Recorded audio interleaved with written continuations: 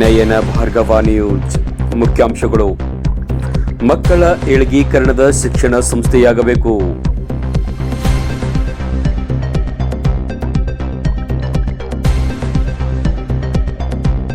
ಸ್ಪರ್ಧಾತ್ಮಕ ಪರೀಕ್ಷೆಯಲ್ಲಿ ಆಯ್ಕೆಯಾದ ವಿದ್ಯಾರ್ಥಿಗಳಿಗೆ ಸನ್ಮಾನ.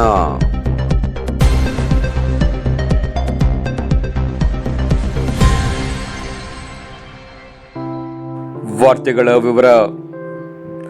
ಶಿಕ್ಷಣ ಸಂಸ್ಥೆಗಳು ವ್ಯಾಪಾರೀಕರಣವಾಗಬಾರದು, ಮಕ್ಕಳ ಏಳ್ಗೀಕರಣದ ಸಂಸ್ಥೆಗಳಾಗಬೇಕು ಅಂದಾಗ ವಿದ್ಯಾರ್ಥಿಗಳು ಯಶಸ್ಸು ಕಾಣಲು ಸಾಧ್ಯವೆಂದು ನಿವೃತ್ತ ದೈಹಿಕ ಕ್ಷೇತ್ರ ಶಿಕ್ಷಣಾಧಿಕಾರಿ ವಿದ್ಯಾಸ್ಫೂರ್ತಿ ಶಿಕ್ಷಣ ಸಂಸ್ಥೆಯ ಗೌರವ ಅಧ್ಯಕ್ಷ ಎಸ್.ಬಿ. ಚಲವಾದಿ ಹೇಳಿದರು. ಅವರು ರವಿವಾರ ವಿದ್ಯಾನಗರದ ವಿದ್ಯಾಸ್ಫೂರ್ತಿ ಪಬ್ಲಿಕ್ ಸ್ಕೂಲ್ನಲ್ಲಿ ನಡೆದ ವಿವಿಧ ಸ್ಪರ್ಧಾತ್ಮಕ ಪರೀಕ್ಷೆಯಲ್ಲಿ ಉತ್ತೀರ್ಣರಾಗಿ ನವೋದಯ, ಸೈನಿಕ ಮತ್ತು ಆದರ್ಶ ಶಾಲೆಗಳಿಗೆ ಆಯ್ಕೆಯಾದ ವಿದ್ಯಾರ್ಥಿಗಳ ಸನ್ಮಾನ, ಬೇಸಿಗೆ ಶಿಬಿರದ ಸಮಾರೋಪ ಸಮಾರಂಭವನ್ನು ಉದ್ಘಾಟಿಸಿ ಮಾತನಾಡಿದರು. ಮಕ್ಕಳಲ್ಲಿ ಆಚಾರ ವಿಚಾರ ಒಳ್ಳೆಯ ಸನ್ನಡತೆಯನ್ನ ಈ ಸಂಸ್ಥೆ ನೀಡುತ್ತಾ ಬಂದಿದೆ ಎಂದ ಅವರು, ಶಿಕ್ಷಕರಾದವರು ಮಕ್ಕಳ ವರ್ಗದ ಕೊನೆಗೆ ಹೋಗುವ ಮುನ್ನ ಸಾಕಷ್ಟು ಪೂರ್ವ ತಯಾರಿ ಮಾಡಿಕೊಂಡು ಹೋದಾಗ ವಿದ್ಯಾರ್ಥಿಗಳು ಯಶಸ್ಸು ಮತ್ತು ಉನ್ನತ ಸ್ಥಾನ ಪಡೆಯಲು ಸಾಧ್ಯವೆಂದರು. ಅಲ್ಲಿ ಮಕ್ಕಳ ಏಳಿಗೆಗಾಗಿ ಬರೇ ಶಿಕ್ಷಣ ಸಂಸ್ಥೆಗಳನ್ನು ಇವತ್ತು ನಾವು ನೋಡ್ತಾ ಇದ್ದೀವಿ. ವ್ಯಾಪಾರೀಕರಣದ ಶಿಕ್ಷಣ ಸಂಸ್ಥೆಗಳಾಗಿದ್ದಾವೆ. ವ್ಯಾಪಾರೀಕರಣ ಆಗಬಾರ್ದು. ಮಕ್ಕಳ ಏಕೀಕರಣದ ಶಿಕ್ಷಣ ಸಂಸ್ಥೆಗಳು ಆದಾಗ ಮಾತ್ರ ಪಾಲಕರು ಮತ್ತು ಬಾಲಕರು ಯಶಸ್ಸನ್ನ ಕಾಣಲಿಕ್ಕೆ ಸಾಧ್ಯ, ಜೀವನದಲ್ಲಿ ಪರಿವರ್ತನೆ ಆಗ್ಲಿಕ್ಕೆ ಸಾಧ್ಯ. ಆ ಸಂಸ್ಥೆಯನ್ನ ತೆರೆದಂತಹ ಸಂಸ್ಥೆಯ ಸಂಸ್ಥಾಪಕರಿಗೆ ಆ ಭಗವಂತ ಸದಾ ಏನಾಗಿರ್ತಾನೆ ಅಂದ್ರೆ ಕೈ ಬಿಡುವುದಲ್ಲ, ಅವರಿಗೆ ಆಶೀರ್ವಾದ ಮಾಡ್ತಾನೆ.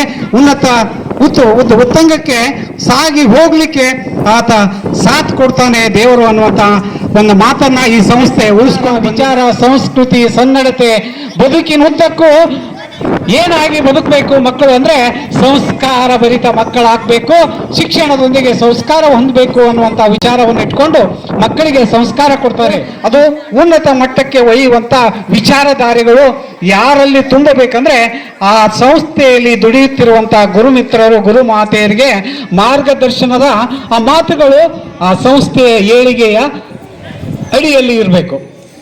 ಹೇಗಿರ್ಬೇಕಂದ್ರೆ ಇವತ್ತು ರಾಮನಗೌಡರಾಗ್ಲಿ ಬಸಮ್ಮ ಅವರಾಗಿ ಹೇಳ್ತಿರ್ತಾರೆ ಅವ್ರಿಗೆ ಕೆಲಸ ಮಾಡೋದಂತ ಗುರು ಮಾತೆಯರಿಗೆ, ಗುರುಮಿತ್ರರಿಗೆ, ನೀವು ವರ್ಗ ಕೋಣೆಯನ್ನ ಪ್ರವೇಶ ಮಾಡುವುದಕ್ಕಿಂತ ಪೂರ್ವದಲ್ಲಿ ನಾನು TCH ಆಗಿರ್ಬೋದು, B.Ed ಆಗಿರ್ಬೋದು, MA ಆಗಿರ್ಬೋದು, PhD ಆಗಿರ್ಬೋದು, ಮತ್ತೊಂದು ಆಗಿರ್ಬೋದು.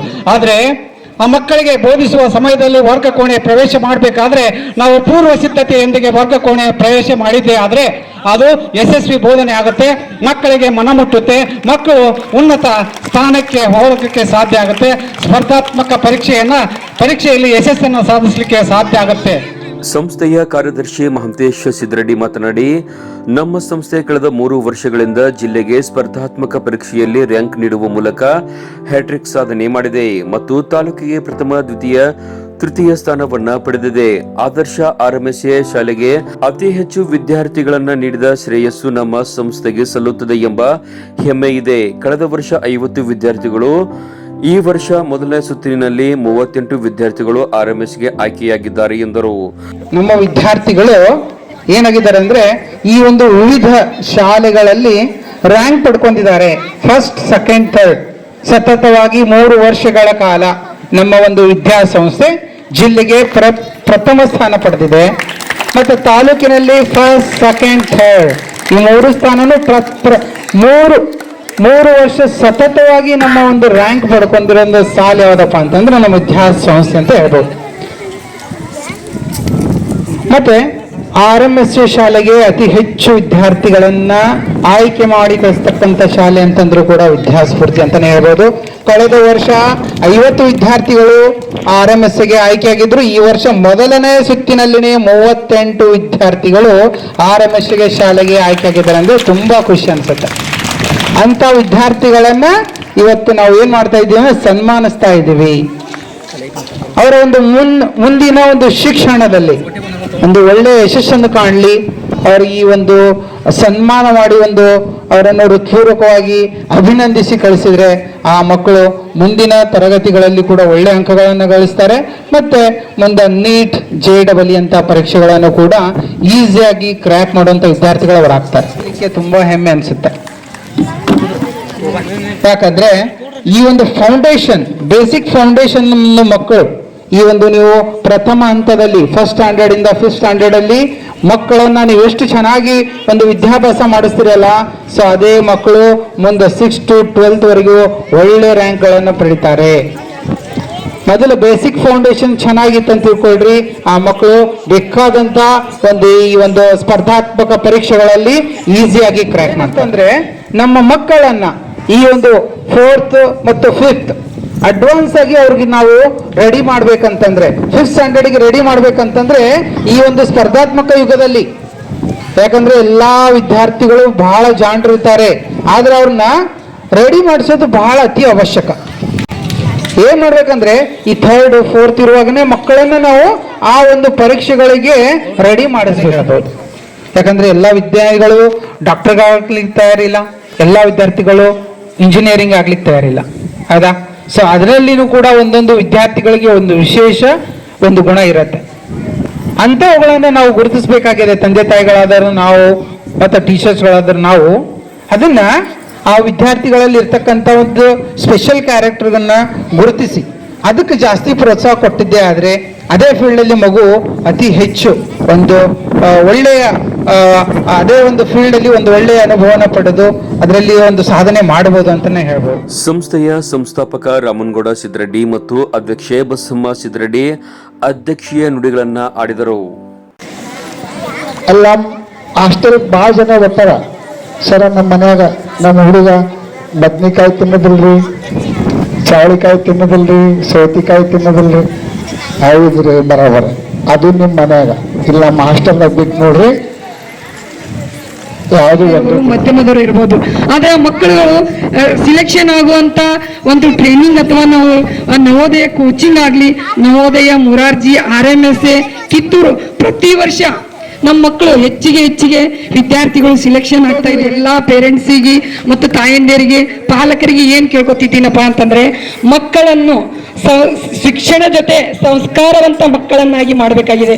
ಯಾಕಪ್ಪ ಅಂತಂದ್ರೆ ಇವತ್ತಿನ ದಿನದಲ್ಲಿ ಸಂಸ್ಕಾರವನ್ನು ಕಲಿತಿರ್ತಕ್ಕಂಥ ಮಕ್ಕಳು ಕಡಿಮೆ ಆಗ್ತಾ ಇದೆ.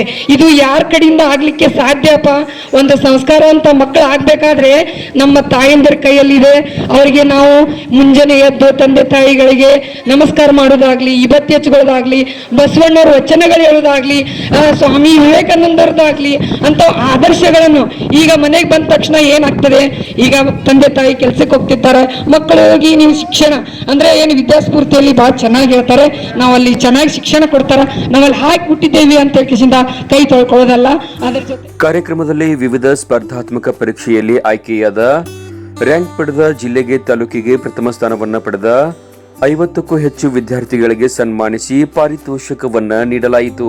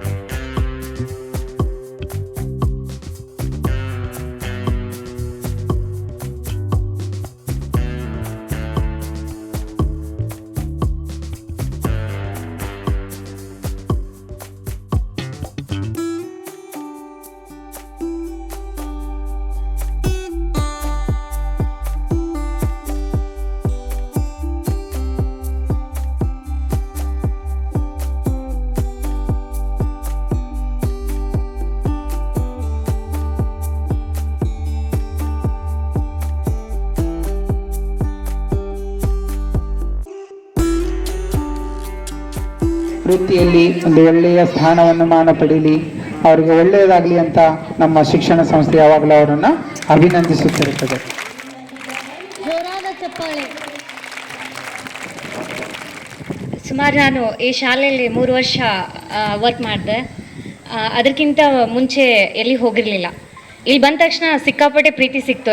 ಮಕ್ಕಳಿಂದ ಆಗಿರ್ಬೋದು, ಅಥವಾ ಬಾಂಬೆ ಮಿಸ್ ಆಗಿರ್ಬೋದು, ಮಂತು ಸರ್ ಆಗಿರ್ಬೋದು, ಆಮೇಲೆ ಅಮನ್ಗೌಡ ಸರ್ ಆಗಿರ್ಬೋದು. ನೀವು ಏನೇ ಮಾಡಿರಿ ಮ್ಯಾಮ್, ನಾವು ಪ್ರೋತ್ಸಾಹ ಮಾಡ್ತೀವಿ ಅಂತಂದರು. ಏನೇ ತಪ್ಪಾದರೂ ಈ ಬಟ್ ಮಾಡಿ ತೋರಿಸ್ತಾ ಇರಲಿಲ್ಲ, ಹಿಂಗೆ ಮಾಡಿದರು ಮ್ಯಾಮ್ ಅಂತ ಹೇಳಿ. ಪ್ರತಿಯೊಂದು ಹಂತದಲ್ಲಿ ಏನು ಮಾಡಿದರು, ಬಹಳಷ್ಟು ಪ್ರೋತ್ಸಾಹ ಮಾಡಿದರು ನನಗೆ. ಅದೇ ರೀತಿ ಮಕ್ಕಳು ಕೂಡ ಅವರಿಗೆ ಇನ್ನಿಷ್ಟು ನಾನು ಏನು ನನ್ನಲ್ಲಿ ಇತ್ತಲ್ಲ ಅದನ್ನೆಲ್ಲ ಅವ್ರಿಗೆ ಕೊಡಲಿಕ್ಕೆ ಪ್ರಯತ್ನ ಪಟ್ಟೇನೆ.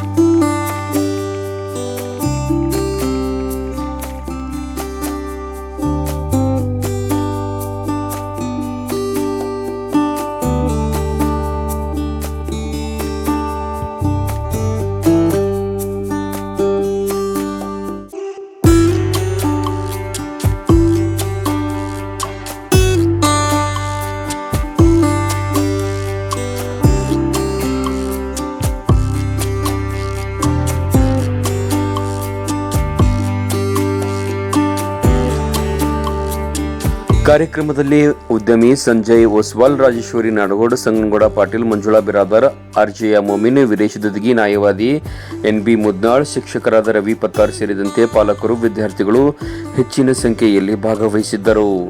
ವರದಿ ವಾಚನವನ್ನ ಮುಖ್ಯ ಗುರುಮಾತೆ ರೇಖಾ ವಾಚಿಸಿದರೆ ಸ್ವಾಗತ ಶಿಕ್ಷಕಿ ವಾಣಿ ಬಿರಾದರ್ ಮಾಡಿದರು. ಶಿಕ್ಷಕಿ ಸಾವಿತ್ರಿ ಬಿರಾದರ್ ನಿರೂಪಿಸಿ ವಂದಿಸಿದರು.